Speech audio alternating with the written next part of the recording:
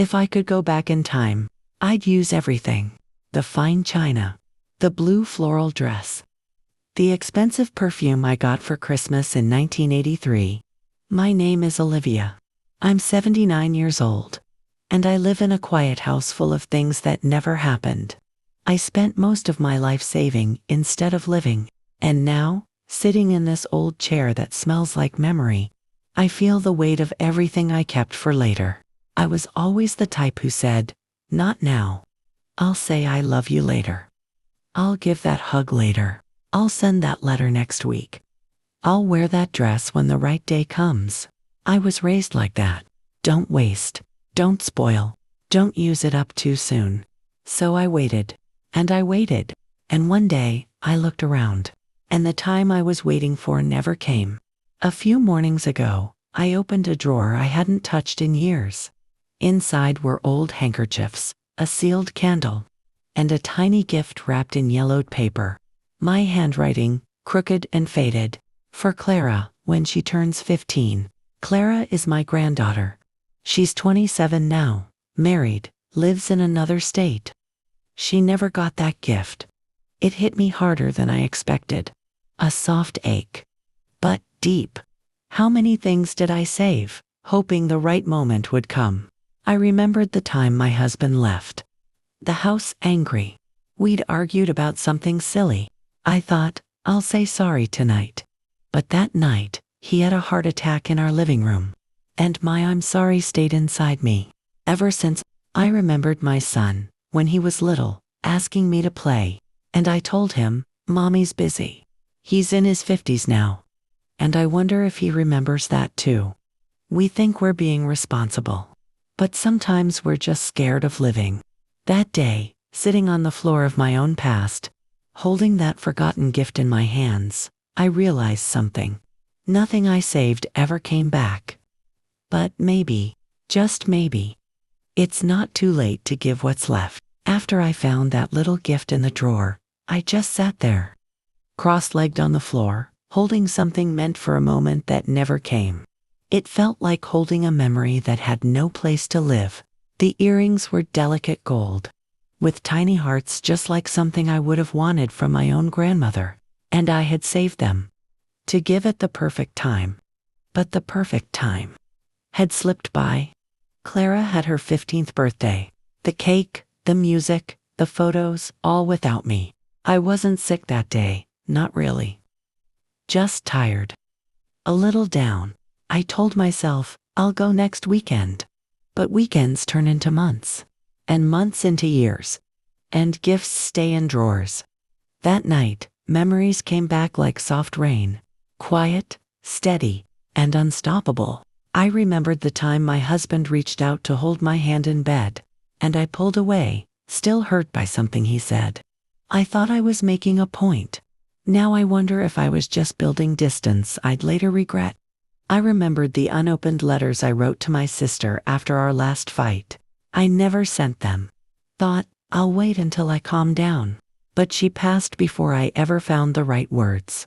I used to think I was preserving things, but the truth is, I was avoiding them. Avoiding mess, avoiding vulnerability, avoiding the fragile beauty of living while we're still allowed to. The house felt heavier that evening. Not with sadness, but with unfinished things. That gift for Clara became a symbol of everything I hadn't said, hadn't done, hadn't given, so I made a quiet decision. No more waiting.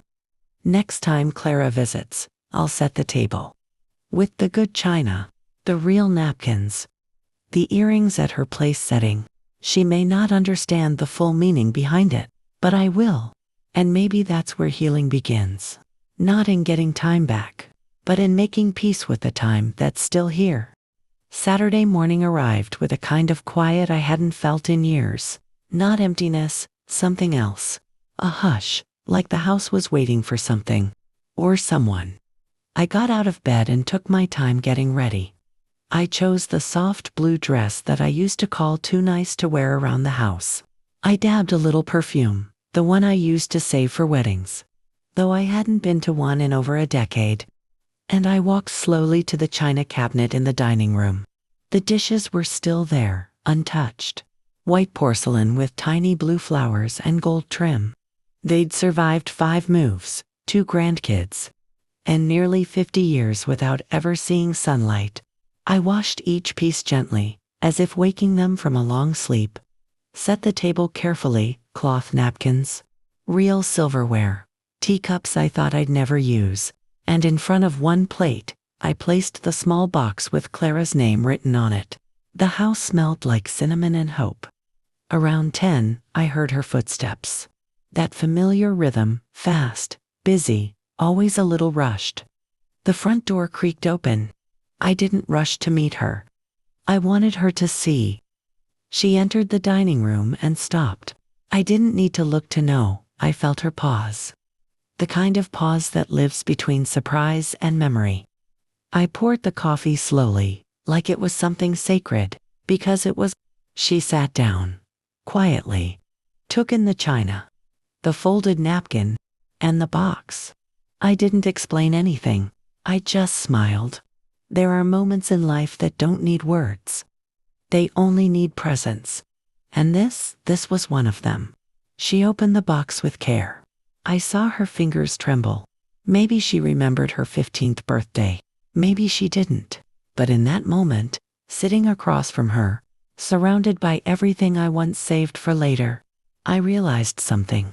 I wasn't giving her a pair of earrings. I was giving her all the days I didn't live, and finally, letting them breathe. After that morning with Clara, something inside me softened. Not in a fragile way, in a free way. As if the weight I'd been carrying for years had gently slipped off my shoulders without asking permission. I spent the next few days walking through my house like a museum guide. Only this time, I wasn't looking to admire. I was looking to release. The candle I kept in the drawer for a special night, I lit it while folding laundry. The tablecloth my mother embroidered by hand. It covered the table for a tuna sandwich. And the silver hairpin I wore once, on my wedding day. I put it in my hair just to sweep the porch. It felt strange at first, like I was breaking rules I didn't know I had written. But with every drawer I opened, with every object I set free, a little more of me came back to life. I found letters I had written and never sent. To my sister, to my husband, even one to my younger self. I read them all, out loud. Some made me laugh, others made me cry. But every one of them deserved to be heard. And that day, they were. I started drinking tea from my good china, wearing perfume just because, and letting music play throughout the house again. The kind of music that makes your foot tap without you realizing it. I stopped waiting for birthdays, holidays, or someone to visit. I started living without appointment. And here's what I learned. Happiness doesn't wait for special occasions. It hides in ordinary afternoons. Waiting to be noticed.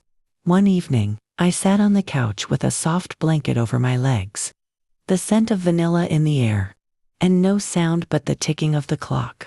And I thought, this isn't what I imagined the good life would look like. But maybe, just maybe, it's even better.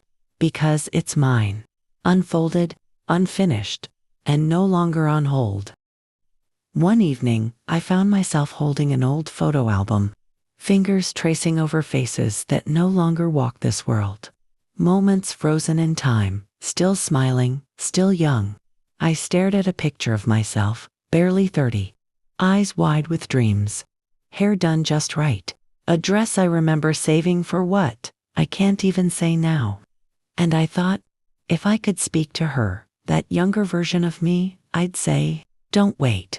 Don't wait to open the wine. Don't wait to light the candle. Don't wait to say the words sitting heavy in your heart. Because life isn't measured in the things we save. It's measured in what we share. In the dinners eaten together. In the hugs given while we still can. In the messy, beautiful, ordinary days that pass quietly and never return. At 79, I've learned that we don't get to keep time. We only get to use it.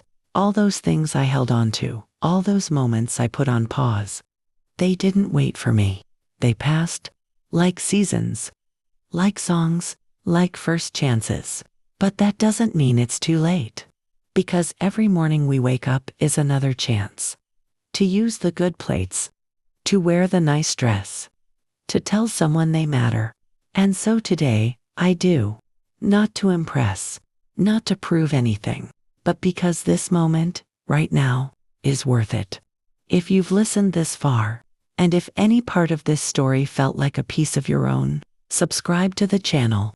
Leave a comment and tell me, what have you been saving that maybe you're finally ready to use?